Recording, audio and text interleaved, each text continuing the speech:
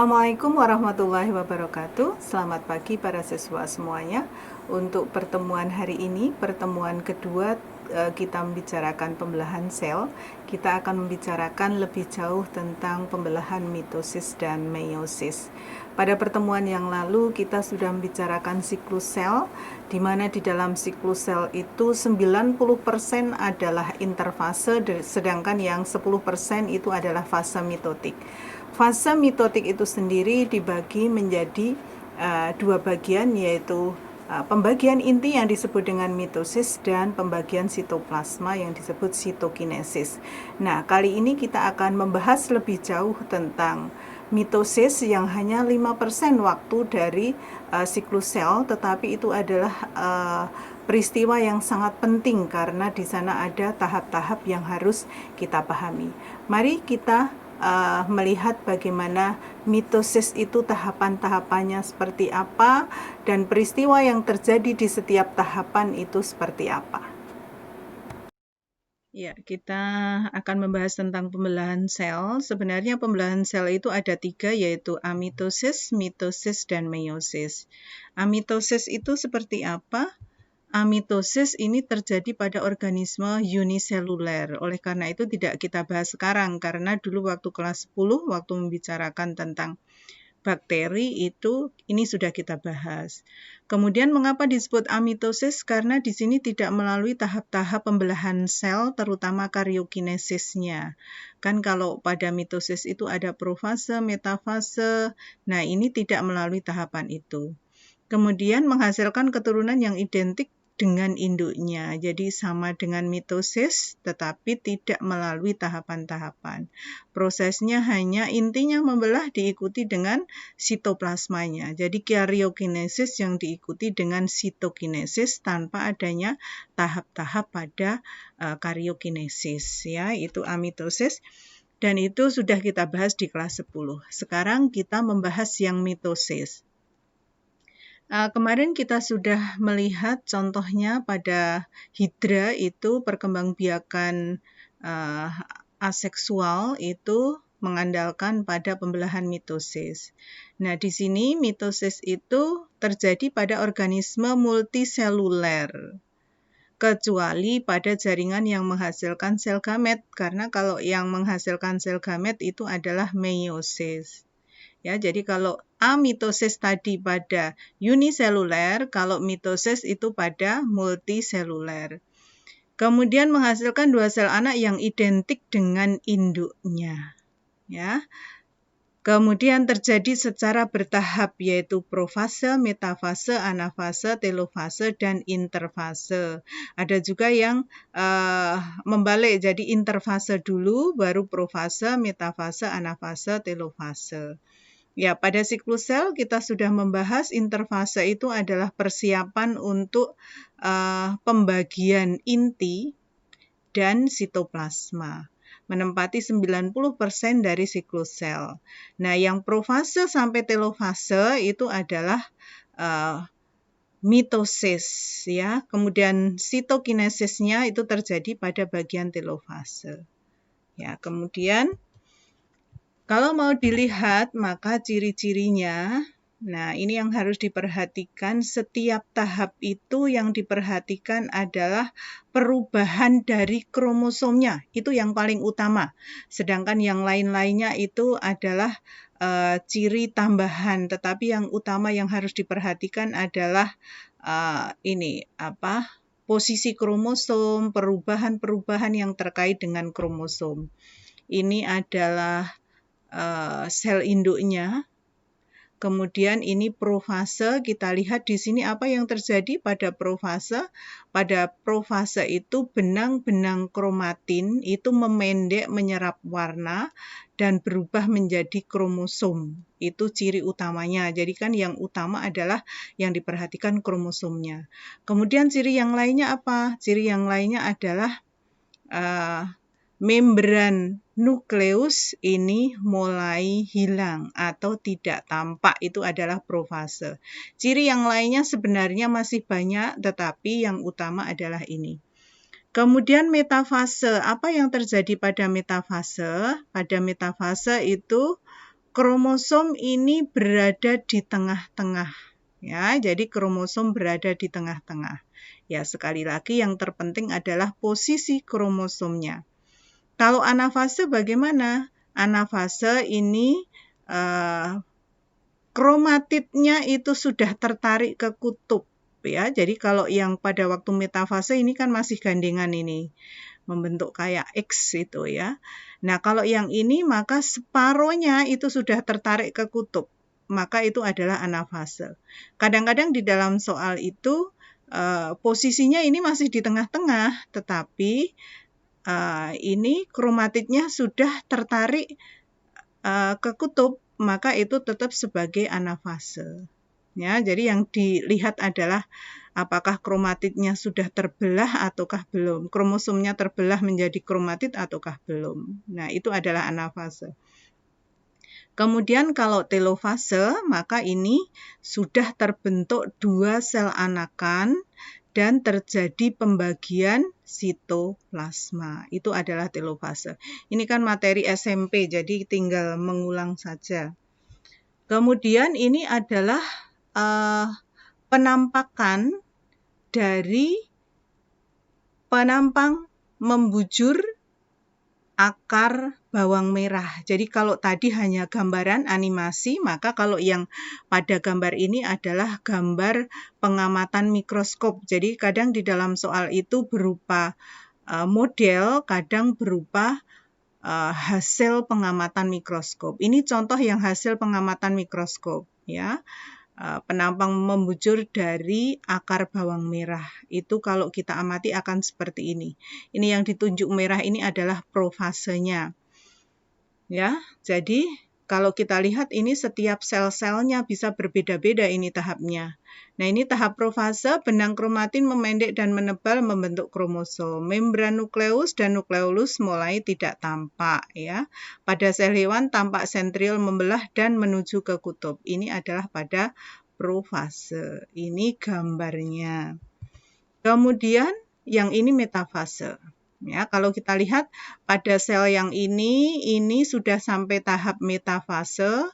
Kalau yang sampingnya, sel sampingnya ini sudah tahap telofase ini. Jadi kalau pada soal nanti dilihat saja yang ditunjuk di bagian mana. Nah, kalau di metafase itu ya biasanya didahului oleh prometafase. Serat gelindong pembelahan berjalan menuju kutub masing-masing. Benang-benang gelindong tampak jelas ya atau benang spindle. Kromatid terletak di bidang ekuator. Nih ya, jadi di tengah-tengah. Kemudian anafase. Anafase ini kromatid sudah menuju ke kutub. Ini kromatidnya sudah mulai mengumpul di daerah kutub. Ini anafase. Nah, kemudian ini yang telofase. Di telofase itu benang kromosom sudah di kutub dan berubah menjadi benang kromatin. Ya, jadi kalau kromosom dan kromatin itu kan sebenarnya sama, hanya kalau kromosom itu memendek menyerap warna, sedangkan kalau kromatin ini tidak tampak. Kemudian membran nukleus mulai tampak, nukleolus muncul lagi, di bidang pembelahan terbentuk penebalan plasma dan terjadilah sitokinesis.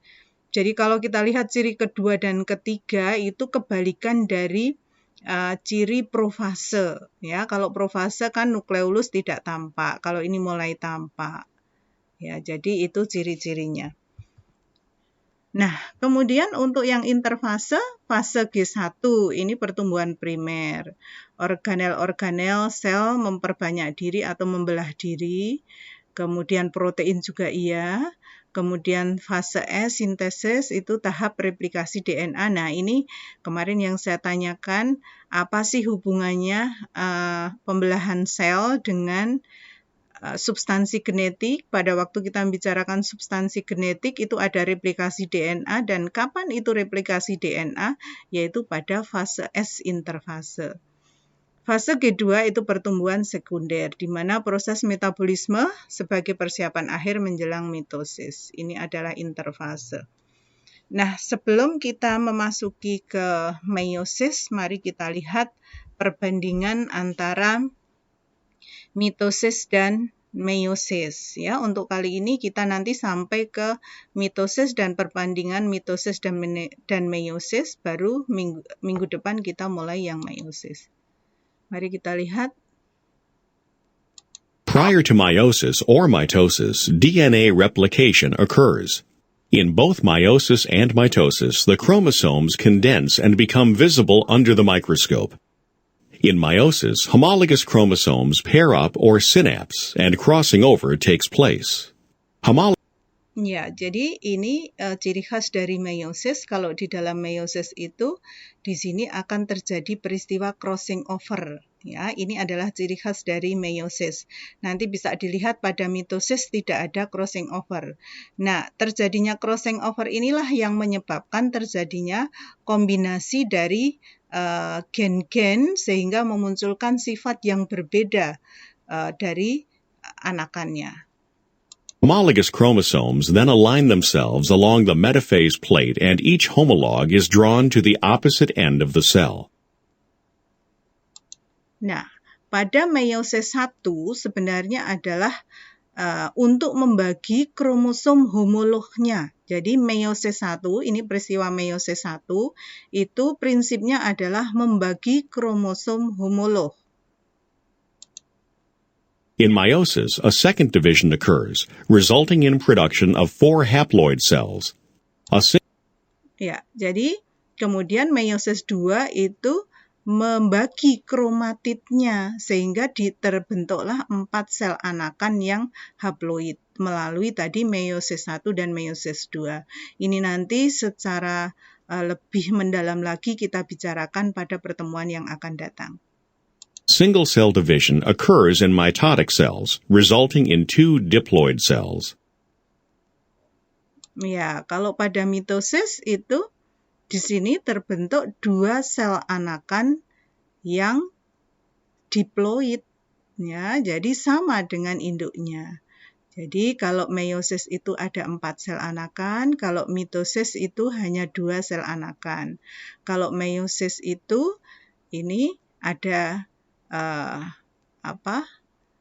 sel anakannya itu berbeda kromosomnya atau ada rekombinasi dari gen-gen tadi karena adanya peristiwa crossing over.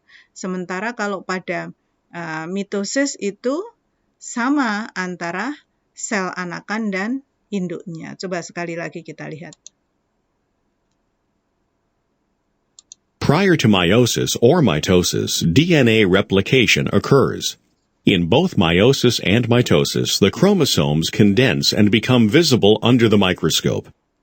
In meiosis, homologous chromosomes pair up or synapse, and crossing over takes place. Homologous chromosomes then align themselves along the metaphase plate and each homolog is drawn to the opposite end of the cell. In meiosis, a second division occurs, resulting in production of 4 haploid cells. A single cell division occurs in mitotic cells, resulting in 2 diploid cells.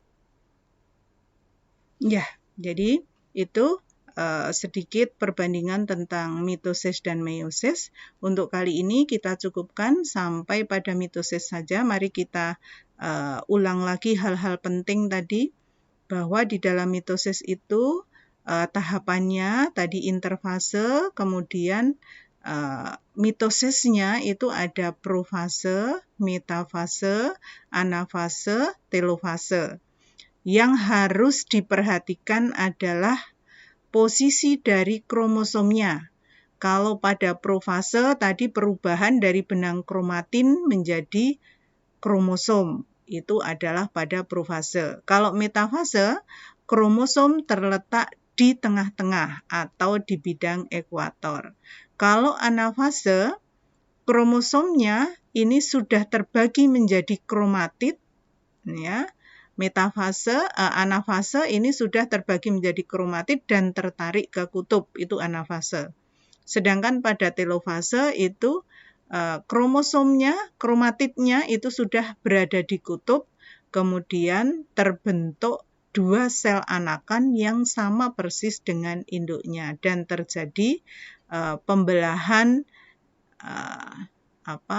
sitoplasma atau sitokinesis. Jadi peristiwa sitokinesisnya itu terjadi pada telofase. Ya, untuk kali ini cukup itu saja. Minggu depan kita lanjutkan untuk yang meiosis. Terima kasih. Assalamualaikum warahmatullahi wabarakatuh.